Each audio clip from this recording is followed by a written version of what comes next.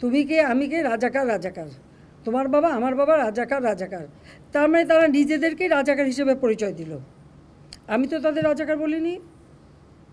তারা নিজেরাই স্লোগান দিয়ে নিজেদেরকে রাজাকার হিসেবে পরিচিত করলো সকলের কাছে।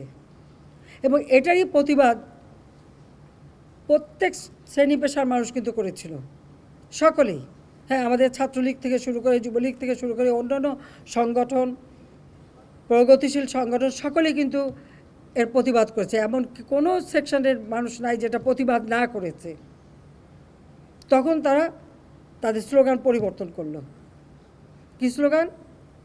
চেয়েছিলাম অধিকার, হয়ে গেছি রাজাকার। আরে রাজাকার তো আমি তোমাদের করি নাই, তোমরা নিজেরা স্লোগান দিয়ে তোমাদেরকে রাজাকার করেছো। তোমরা স্লোগান দিয়েই তোমাদের পরিচয় দিয়েছো। তোমরা শুধু না, তোমরা রাজাকার, তোমার বাবা রাজাকার, এটা তো তোমরাই করেছো। হাইকোর্টের শুনানি 7 আগস্ট ছিল, সেটাকে আমরা 21, আমি নিজে, আইনমন্ত্রী, আমাদের অ্যাটর্নি জেনারেল সকলের সঙ্গে বসে আমরা অনুরোধ করলাম উচ্চ আদালতে যেটাকে সামনে এগিয়ে নিয়ে আসা যায় কিনা। আনা হলো 21শে জুলাই, সেখানে বসালো। এই ছাত্রদেরও বলা হলো যে তোমরা ওর সঙ্গে যুক্ত হও, তোমরা আপিল করো। আমি তো আপিল করেছি, তোমরা আপিল করো। তারা কিন্তু যুক্ত হলো, কিন্তু তারা আন্দোলন থামালো না। তারপরে যখন রায় হয়ে গেল, তাতেও তারা উঠবে না। কেন? প্রজ্ঞাপন জারি করতে হবে।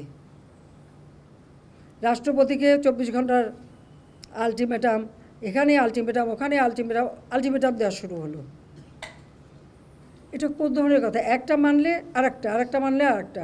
1 দফা কোটা সংস্কার, তার থেকে চলে গেল 3 দফা, তারপরে 6 দফা, তারপরে 8 দফা, তারপরে আবার 4 দফা। যখনই যেটা চাচ্ছে যেই দিয়ে দিই, তখন আরও একটা দফা। এই করতে করতে যখন প্রজ্ঞাপন, আইনমন্ত্রী বলেন এটা তো সময় লাগে। তারপর আইনমন্ত্রী কিছু বলে দিলেন যে আমি মঙ্গলবারে প্রজ্ঞাপন করে দেবো। ঠিক সেই মতো প্রজ্ঞাপনও করে দেওয়া হলো।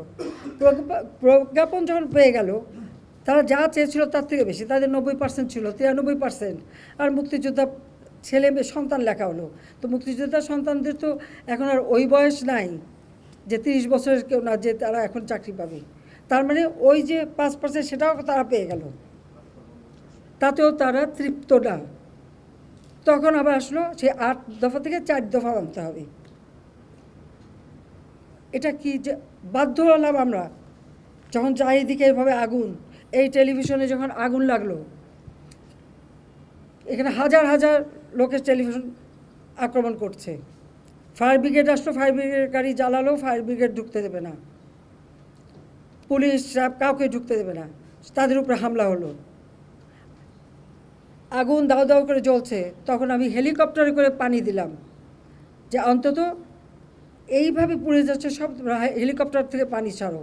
কারণ আমরা এরকম অগ্নি নিবারণের জন্য অনেক জায়গায়, এবং যে সমস্ত বিল্ডিংয়ে আগুন দিয়েছিল, অনেকে ছাদে যে হাহাকার করছিল, আমরা হেলিকপ্টার দিয়ে তাদেরকে উদ্ধার করেছি। সেই নারায়ণগঞ্জে কাঁচপুর থেকে নিয়ে শুরু করে বিভিন্ন জায়গায় হেলিকপ্টার দিয়ে দিয়ে কিন্তু আমরা মানুষকে উদ্ধার করে তাদের যান বাঁচিয়েছি। আর আমি এখানেও চেষ্টা করেছিলাম যে বেশি করে পানির সেটা উপর থেকে যেন আগুনটা আরও চারিদিকে ছড়াতে না পারে।